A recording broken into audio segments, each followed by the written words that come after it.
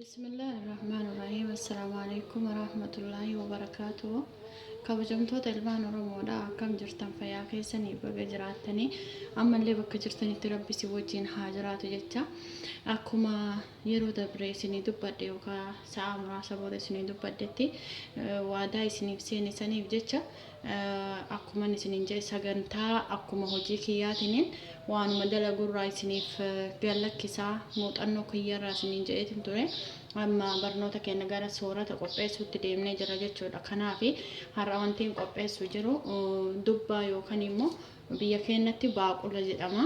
Baaqula jenna yookaan immoo dubbaa jennaani afaan arabaatiin gara jedhama. Garaan kun faayidaa guddaa qaba. Mineraala hedduu of keessaa qaba. Keessattuu namoonni dhukkuba kaanserii qaban akkasuma dhukkuba garaachaa qabanis hedduu filatamaadha. Akkasuma guba garaallee warri qabdan baay'ee barbaachisaadha. Namni garuu in tuffata. Wanta tuffatan kana keessa garuu waan guddaatu jira. Kanaaf heddummeessinee haa soorannu isiniin jechuu barbaade waa malee kaasne waa malee illee isiniif har'a tokkoffaa irratti barnoota isiniin dabarsine hedduu filatamaadha. Hedduu warroon dhiiga hir'ina dhiigaa aneemiyaa qabdan illee baay'ee filatamaadha. Kanaaf sooradha heddummeessaati isiniin jedha. Isa qopheessuu fi wantoonni isa qopheessuuf barbaachisan akkuma beekamu shunkurtaan hin barbaachisa. Shunkurtaa diimaan jechuudha. Asirratti kuni zanjabiila. Zanjabiilli hin barbaachisa. Qullubbii adiin hin barbaachisa. Anaaf silaa barbaree yoo dalaydan diimaa dalaguuf jira jechuudha. Yookaan immoo ittoo diimaa hojjechuuf jira. Barbaree qopheessee jira. Fedha keessanii qaaraan isin hin barbaachisu. Dirqama miti anumatu dabalate waan ta'eef ani qaaraa kan dhumarratti eega bilchaatee ittoon jechuudha itti gochuu heda jechuudha akkanumatti akkuma inni jiru kanatti ingalcha. Kuni bassobilaadha. Bassobilaa fireeshiidha dura garuu akkana jalaan banne jedhe goggogse bassobilaa baala isaati. Kun immoo akka biyya keenyaatti qonda barbaree jedhanii yookaan immoo barbaree gurraacha black pepperidha. Baay'ee barbaachisaadha. Black pepperiin keessattuu namoota dadhabbina nyaata dadhaban jechuudha. Yoo baay'inaan nyaata keessatti kana fayyadamtan fedhii nyaataa isin horachiisa. Kanaaf kana fayyadama jechuudha. Mi'ooftuudhaan keessa kuni kammuuna. Kammuunni keessattuu namoota garaa dhukkuban daa'immanii fi akkasuma nama garaan guddate hir'ina qaamaa yoo barbaadan mi'eessituu kana fayyadamuu qabdan jechuudha. Kana faayidaan isaa kuni sooqidda yookaan ashaboodha. Ashaboon yaani nyaata keessaa hin dhabamu. Isa kun immoo zayitiidha. Zayitiin ani fayyadamu zayituuna. Zayituuna fayyadamaani. Zayitii aadiin hin fayyadamu. Kanaaf zayituuna yoo qabaattan irra caalaa filatamaadha jechuu barbaada. Inshaallah mee shunkurtaa muree kanallee qopheessati walitti deebina bi'iznillah. Kunooti akkuma waadaa isin seene geessee xumure yookaan immoo shunkurtaan haala kanaan ciranna. Haala kanaan eegamurree shunkurtaa kanallee akka fedha keessaniiti. Kanarra guguddisuu dandeettanii kana gadi gochuu dandeettan fedha keessanii suni amma afaan akkanatti muree maaliif dafee akka bilchaatu waan barbaade fi kanaa olis guguddisee muruu hin danda'a jechuudha. Kun akkuma beekamu zanjabiilaa fi kuni zanjabiilaa kuni shunkurtii adiidha. Kun akkuma jedhe qaaraadha yeroo duraatu qopheesse hayyee amma gara hojjetuutti deema. Shunkurtii ibidda irratti bilcheessa turtii gaarii. Akkuma argaa jirtan distii yookaan immoo wanta itti nyaata qopheessu yookaan immoo itti ittoo dalagu qopheeffadhee jira. Ani yeroo baay'ee tifaalii fayyadama jechuudha. Hedduu natti tola. Nyaatallee naa mi'eessa itti gammada jechuudha. Kanaaf tifaalii fayyadama. Ibiddan hin qabsiisa. Zayitii osoo ittiin godhin duratti shunkurtii bilcheessa jechuudha. Eega shunkurtiin bilchaateen boodatti yookaan shunkurtiin laafeen booda zayitii kiyya itti godha. Haala kanaan bismillah ibidda ni xiqqeessa. Hin qadaade daqiiqaa lama booda walitti dachaana.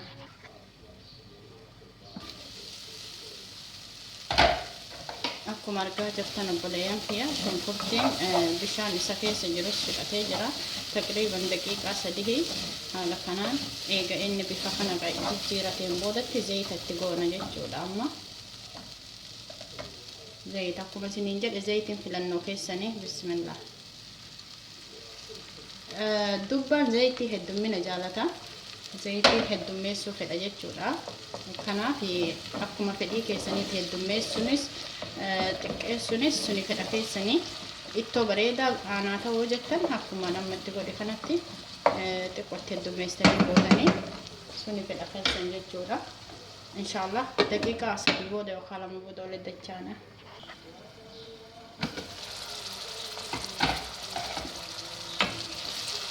Haala kanaan shunkurtiin bilcheenna jira jechuudha. Ibiddi hedduu jala xiqqeeffachuu qabdanii akka shunkurtiin isin jala hin gubanne hamma daqiiqaa 3 booda ol dhufne barbaree itti goona qullubbii fi zanjabiila itti goona. Fedha keessanii barbaree dursuu dandeettanii garuu ani hedduu kana dursa jechuudha. Kuni zanjabiilaa fi qullubbii adiidha. Kana booda daqiiqaa 2 yookaan 3 sirriitti akka shunkurtii adii fi shunkurtii diimaan kun yookaan zanjabiila wajjin wal fudhatu akka urgaa'uuf hin tursiisna. Daqiiqaa 3 jechuudha. San booda itti fufna inshallah.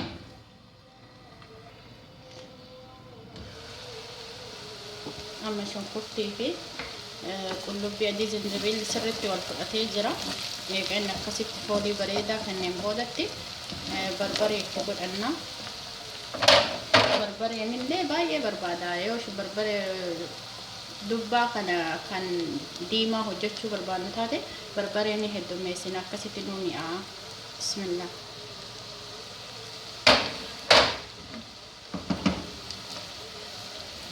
Sirriitti barbareen bilcheessuun dirqama. Barbaree yeroo fudhachuu danda'a ibidda xiqqeessitanii. Barbaree sirriitti yoo bilcheessitan ittoo san akka ajaa'ibatti mi'aawuu fi urgaa'u godha.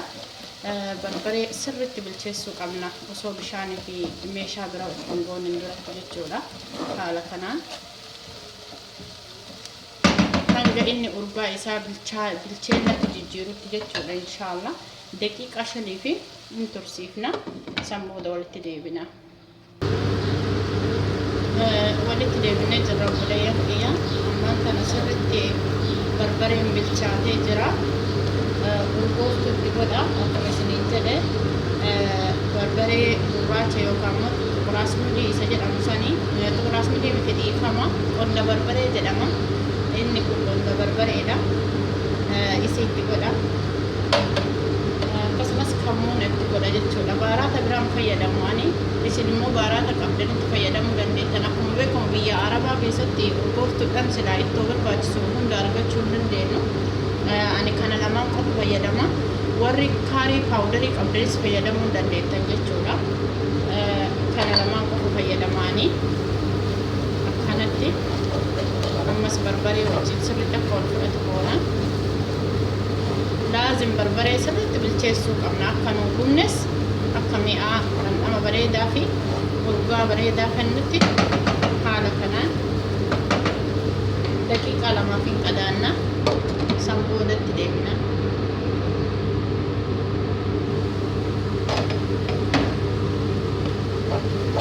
Haala kanaan amma bishaan nu barbaachisa. Bishaan xiqqootti goona ittiin baay'isnu. Haala kanaan bishaan xiqqeessinee goona.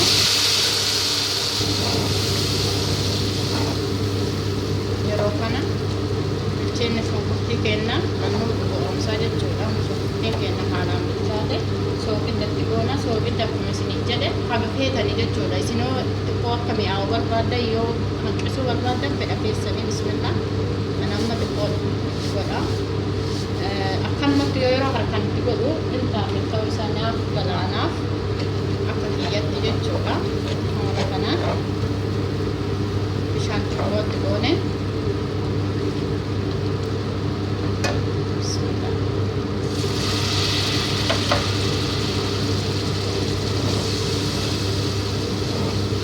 Daqiiqa 2 hin qadaanna walitti dachaan.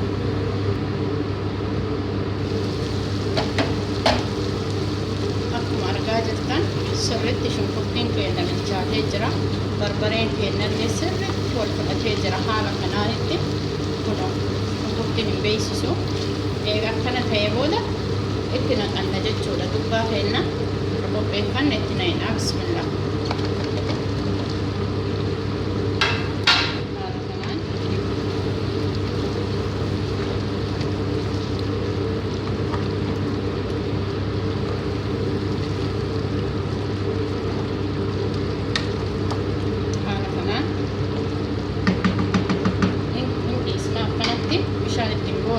maaliif dhandhama kana akka jiru gara dubbaa kana keessan seena yeroo nyaannu hin mi'aa hin ciccabu zayitiin dura ni bilcheessina jechuu daqiiqaa 5 beezinella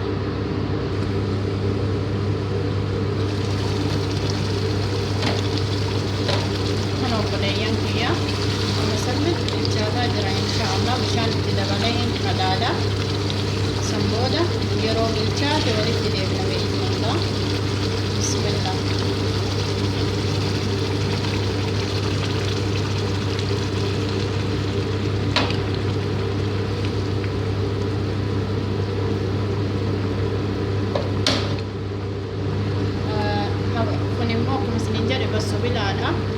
Basubila biyya keenyaati jechuudha akkam banneef jecha goggoysee itti godhee qadaada jechuudha